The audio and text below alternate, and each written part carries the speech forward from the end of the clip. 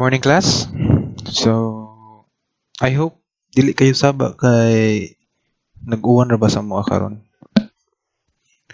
So, okay, geodesy. So, the simplest way to define geodesy is it is the science of measuring the shape of the earth. So, shape and size of the earth. So, accurate shape of Earth is need to improve accuracy of location measurement, coordinates, and accuracy of maps charts in atlas. So, sa may example So, for example, kanang mga travel like mga aeroplano or barko. So, dapat ma-measure na to accurately ang size sa Earth. Kay, say for example, mayroon nga mo ni ang coordinate sa Manila kay kung gikan ka sa Bohol, so around mga 1,000 kilometers na siya. So ug sayop na di mo masayop og landing ng eroplano. Di nimo makontrol ang imong time, di mo makontrol ang mga uban pa diha. Pas daghan ka og nakay chance nga maaksidente pa. Di ba? So dapat accurate yun nato ma-measure ang size and shape sa Earth. So nga na ka-importante ang geodesy. So ang mga GPS very reliant kayo kanang ana nga accuracy. And syempre accuracy of map. So di mao ang imuhang pag-measure sa shape and size sa Earth. Di pod accurate ang imuhang maps kay mag-alig ang maps is unsa man mo na siya ang 2D or flat representation of our circular or ellipsoidal planet Earth. So, muna na siya. So, as we all know, daghan og shape ang Earth sukad pa sa una. So, daghan sila gituhuan. So, first, inang gituhuan ng Earth is dome type. So, ingani daw ang Earth. Ngana, and then, pinadome. Then, nasa niingon nga ang Earth is flat. So, once maabot na ka sa edge sa dagat, sa sea, mahagbong ka, marag waterfall. So, hantod karon na yung pimutuan na mga flat earthers. So, apil ba mo na? Ayaw, kay sayop na. And then, abot ang mga bright. Sila Newton, sila Eratosthenes nga, nag-believe sila nga circular ang shapes Earth. So, spherical na siya. And then, ingon si Newton nga due to the rotation sa Earth, mo bulge daw ng Earth or mo expand siya sa near the equator. So, manang ellipsoidal daw dapat ang shape sa Earth. Kaya may mga force nga mo act ana while nagtuyok ang Earth, while nag-rotate siya sa iyang kaugalingong axis. So, Newton believed nga ni ang shape sa Earth. So, dome type, flat, spherical, and ellipsoidal. Okay? So, sa karon ang shape sa Earth, samot na sa mga quiz show, okay, ellipsoidal or also known as oblate spheroid. Sama na siya.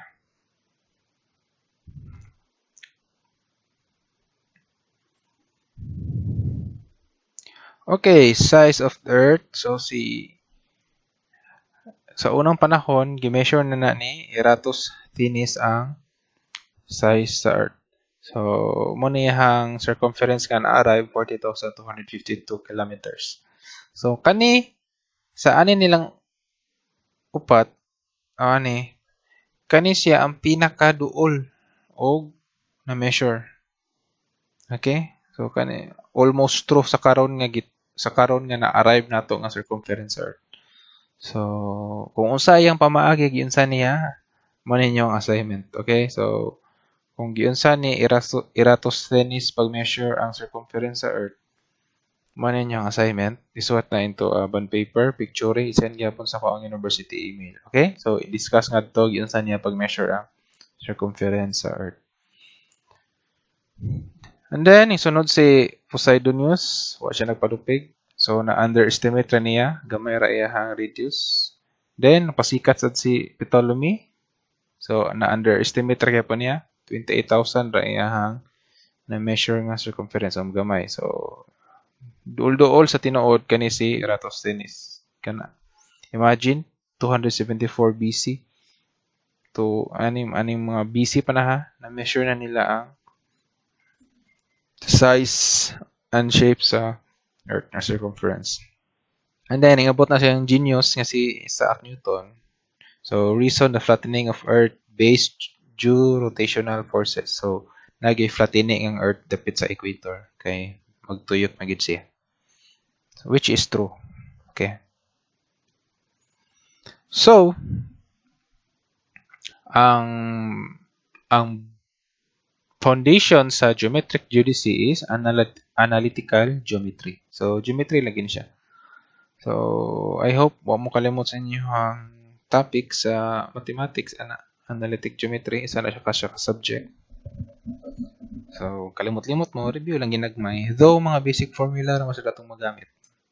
So, when we believe nga ang Earth is sphere, so marigingana na siya. So, as we all know, ang sphere is a 3D circle. So, meaning equal lang iyang radius bisan asa pa kadiha. So, meaning imong A or imong B, or shall we say A is the semi-major axis. So, or radius na siya diri along the equator. Then ang B, semi-minor axis. So, along the poles, mo na siya imong radius, mo na yung poles mo na yung equator. So, mo na siya, A and B. Equal na siya kung sphere ang ato ang shape sa Earth.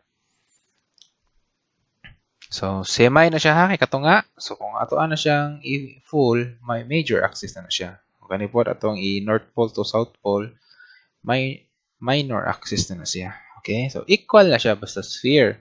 Pero, if ellipsoid ang ato ang shape, or also known as oblate spheroid, so muna magawas kasagaran sa mga quiz show, what is the shape of the Earth? Oblate spheroid yun ang kasagarang answer. Okay? Pero kung kanay atong i-consider, which is mao ni gi-consider karon sa mga computation, sa mga GPS, sa mga RTK, kani, lahi og radius ang imuhang semi-major axis o semi-minor axis. Kaya again, based sa gingon ni Newton, na-flattening ang Earth due sa iyang rotation. Diba? So, meaning, mas taas ang radius diri sa equator, which is true. So, A is greater than B. So, mas taas yung mga, itawag na siya major axis, kay mas dako man siya. Minor axis, mas gamay. So, ellipse ra ni siya, gi-3D lang mo nang himo siyang ellipsoid or oblate spheroid. So, mo ni siya. Okay? Pero, what is the true shape of the Earth? So, though ang oblate spheroid mo na gida karon nga shape of the Earth sa mga scientists, sa tanan, pati mga engineers, kay ngano man, since ellipsoid man siya, since regular shape man siya, naa kay formula nga ma-apply. So, kung ganahan ka makibaw no, og imuhang coordinates bisan asa sa oblate spheroid or sa ellipsoid, mako-compute nimo kay na may formula ang ellipse, na may formula ang ellipsoid. Na-prove naman na. Pero, ang true shape of the Earth gyud kung imo gid siyang tinud-on yun og measure og imong tinud-on og tan-aw, ang true shape niya is what we call the geoid. Okay? So, spoiler alert, geoid ang true shape of the Earth. So, usually, ang kitara ng mga geodetic engineers or mga engineers or mga NASA scientists, maratay kita dyan kasagarang makonsider nga ang shape of the Earth is geoid kay mumatter man ni nato. Kaya mo man ito ang expertise. So, unsa man ning geoid? Ang geoid, ano tani, is a 3D surface along which the pull of gravity is a specified constant.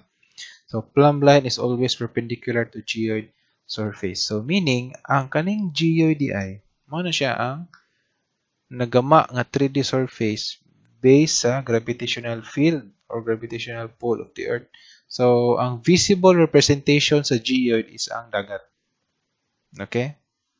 So, ang dagat, for example, makalupad ka sa space, itanaw nimo, may makita gid mo nga naay part sa Earth nga lawom ang dagat, kay kusog ang gravitational pull diha.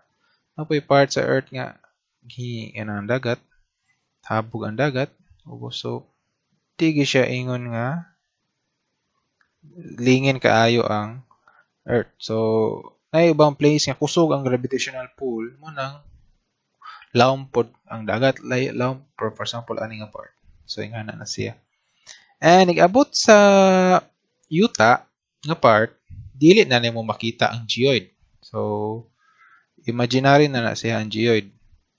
So, ma-measure lang nimo ang geoid through the conduct of spirit leveling or gravity measurements. Kaya since ang geoid is gravity man, gravitational field or gravitational pull. Okay? So, the true shape of Earth varies from modeled ellipsoid due to the variations in Earth density. So, focus ta ani nga figure, ang imong ellipsoid is kaning dotted line, ani dash line. So, imong geoid is kaning blue. So, as we can see, ang geoid, kung ari ka sa may dagat ka part, pareha ra sila. Okay? Pero abot ari sa kaning murag brownish nga greenish, dark green nga kuan is the surface of the earth or the land. Okay? So, lahi ang gravitational pull kung naa na kay ingani nga surface. Okay, as we all know, mass affects the gravitational pull. So, para mabawaan nimo ang kung ano lang ka sa may dagat nga part, dali ra nimo makita ang geoid kay kung unsa ang top nga part sa dagat, mao man ang geoid. So, kung nag-abot na diri sa mayuta, dili na nimo makita ang geoid. So, the only way to know kung unsa porma sa geoid diha is to conduct spirit leveling or gravity measurements. So, ingana ra ang pag measure sa geoid. So, once na-conduct na nimo gravity measurements or spirit leveling, ma-connect na nimo ang nanakay representation sa geoid kung nakadiri sa yuta. Okay? So, mo ginay mo ang shape sa Earth. Again, ang shape sa Earth is to be convenient sa mga computations, ellipsoid or oblate spheroid ang ilang gigamit. Pero kung may kita og true shape of the Earth, pinaka-true sa tanan true, it is what we call the geoid, which is the 3D surface along which the pull of gravity is a specified constant. So bisan asa ka aning geoid, perpendicular ng imuhang plumb line. Okay? So perpendicular data ng plumb line. Kiba mo sa plumb line? Kana bang for example magkuan mo og PC or plumb bob. Kailangan siguro mo plumb bob, di ba? So, kung asa na mo, kung magbitay mo og plumb bob, perpendicular gana siya always diha. So, amo na yung geoid. Okay.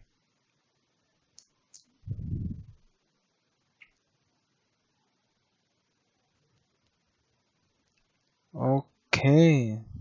So, the true shape of the Earth varies from model ellipsoid. So, ang geoid nagi siya diferensya sa ellipsoid. Under kita diha.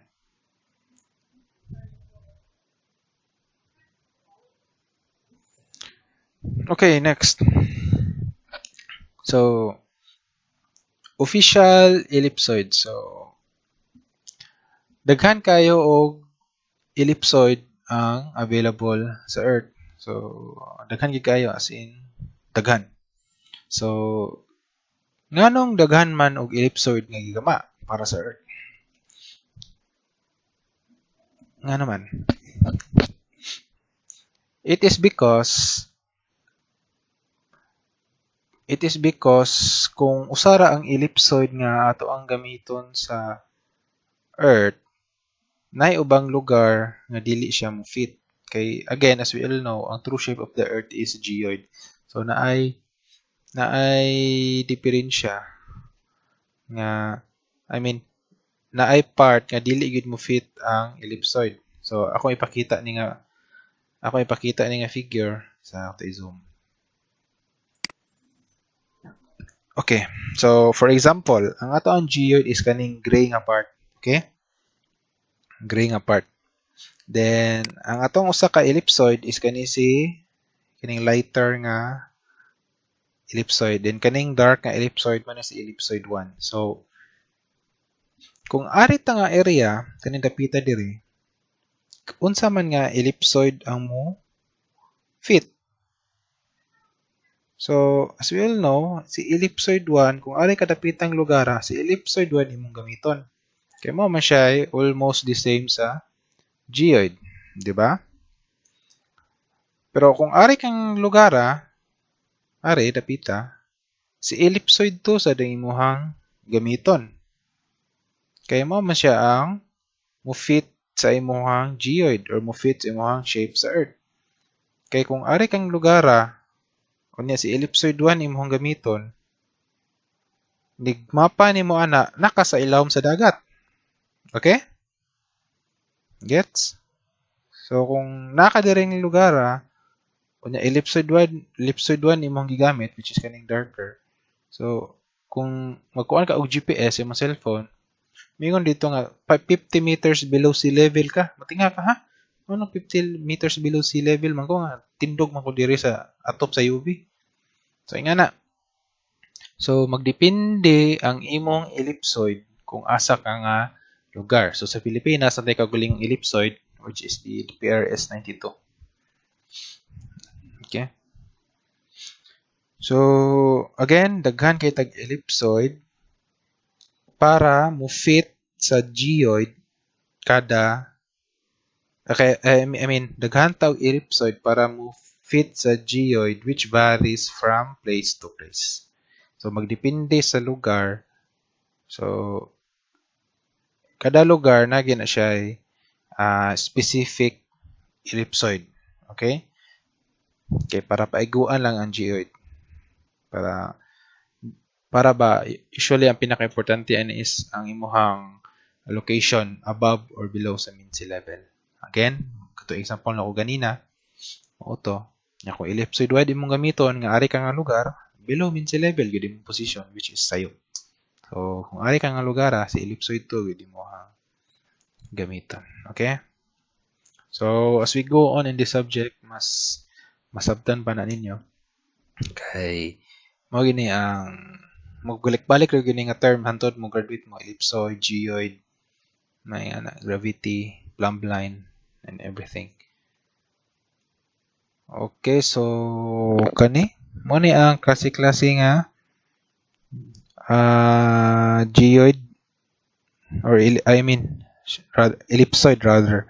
So mo ni klase-klaseng ellipsoid nga nag-exist karon. So gamay ra na siya daghan pa ni ani. So the most widely used nga ellipsoid or global worldwide is WGS 84. So mo ni siya. So World Geographic System of 1984. So mo na ang pinakagamit worldwide. Though yun siya worldwide kay almost halos tanang part sa geoid nagamaan niya og usa ra ko siya ka ellipse pero almost mo fit siya sa geoid sa Earth. Pero again, nagyapay ibang part nga di gud niya mo fit, di gud niya ma-achieve. So mo na nag-exist ning ubang mga kuan. So kani Australian, sa Australia ra sad ni siya true nga geoid. Okay, Airy sa Great Britain. So kita Clark 1866 and then naatay Clark 1866 ta nga ellipsoid then gi-improve into PRS 92 or Philippine Reference System of 1992. So sa Australia, Australian pa nila. So sa Australia rasa ni true nga ellipsoid kay kung imo ni gamiton sa Pilipinas, wa na it's either nasa clouds ang Pilipinas or nasa ilom sa dagat. So mga gina. Again, magdepende ra gid na kung asa ka nga lugar. Depende sa imong ellipsoid gamiton. Which is mo fit sa geoid dira sa imong lugar. So each country, continent, or other comparably large areas have specific ellipsoid parameters to fit an official ellipsoid. So mo na ang mga klase-klase nga major axis, then semi-major, then mo po niya major axis na siya, dili na siya ang katunga ang A na gini siya. Then kani siya ang minor axis. Okay?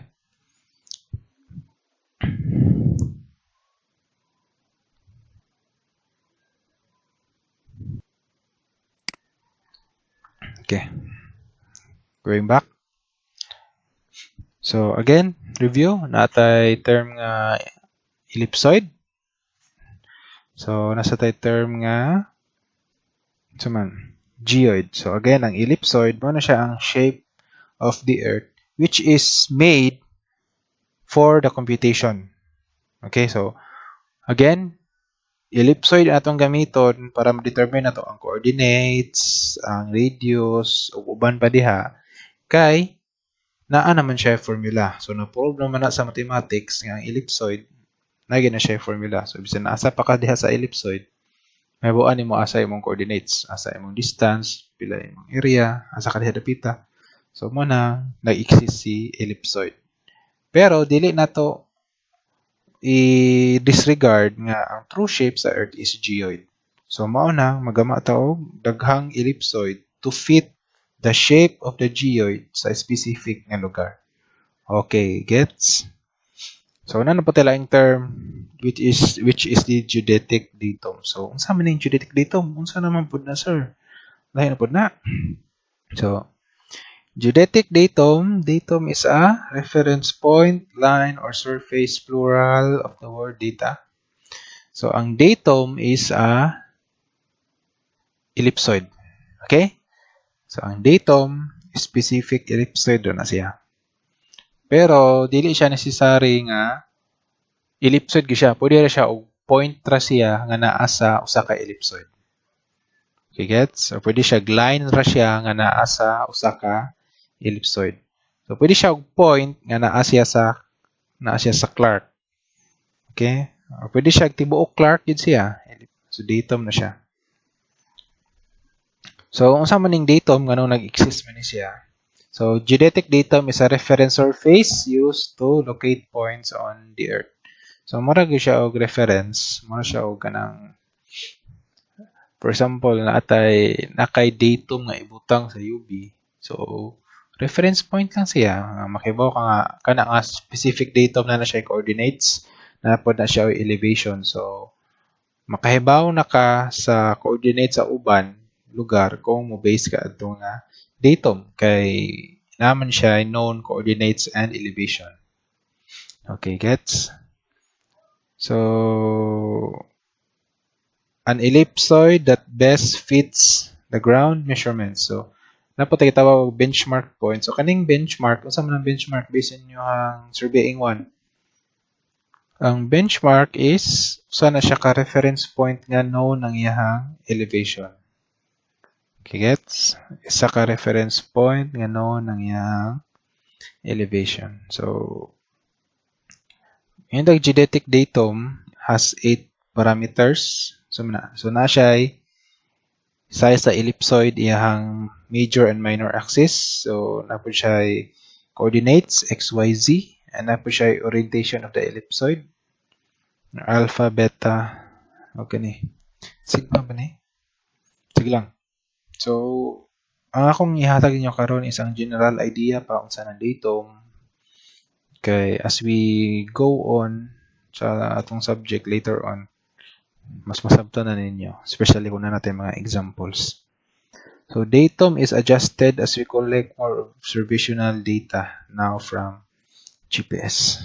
So nagtika high-tech ang ato ang mga gamit karon nagtika-high-tech to mga instrument. So magtika capable ta of correcting our datum or atong mga ellipsoid.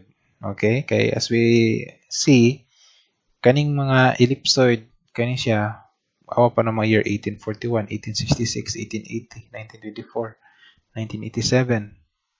So, karaan na. So, karon nga, kamulo to gamit ang mga GPS, mga satellite, uban pa diha. Kamulo sa tag-correct sa to ang datum or sa to ang mga ellipsoid. So, magtika, okay siya. So, example of datum is the PRS 92. So, ang Pilipinas, ang ellipsoid sa Pilipinas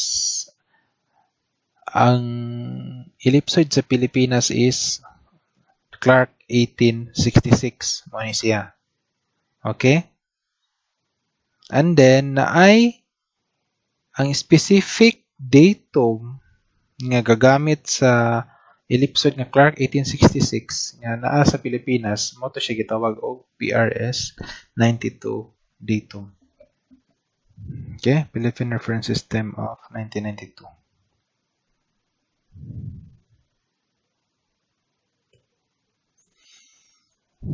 So, okay, another presentation kani. So, as we all know, ang geoid, mag-wave-wave gana siya. So, kung mo siya, ang geoid is kaning pula, ang ellipsoid is kaning green, terrain sa Earth is kaning topographic kani. So, as we all know, kung arita sa ocean, mo na siya ang geoid.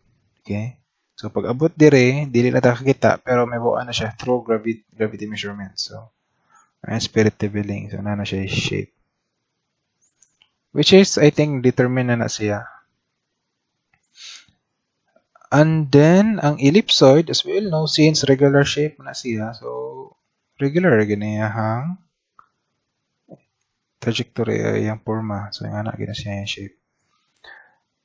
So, naay part nga ang geoid, taas sa ellipsoid, napoy part ng geoid, ubos sa ellipsoid.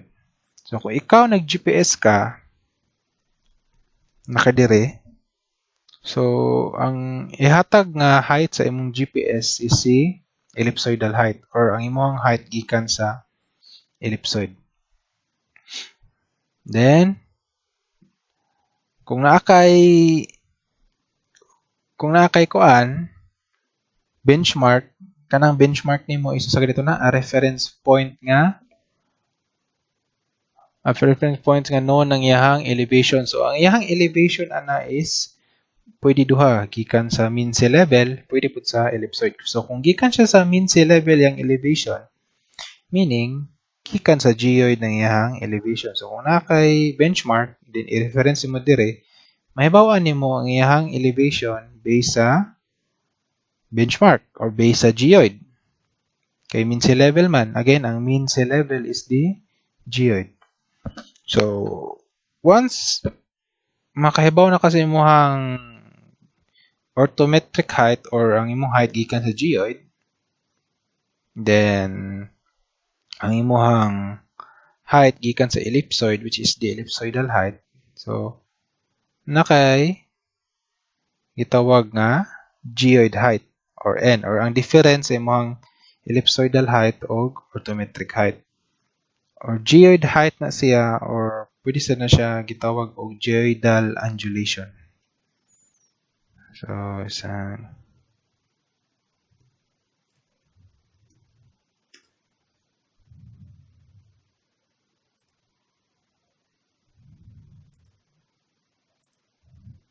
geoidal undulation. So, kana siya. Okay?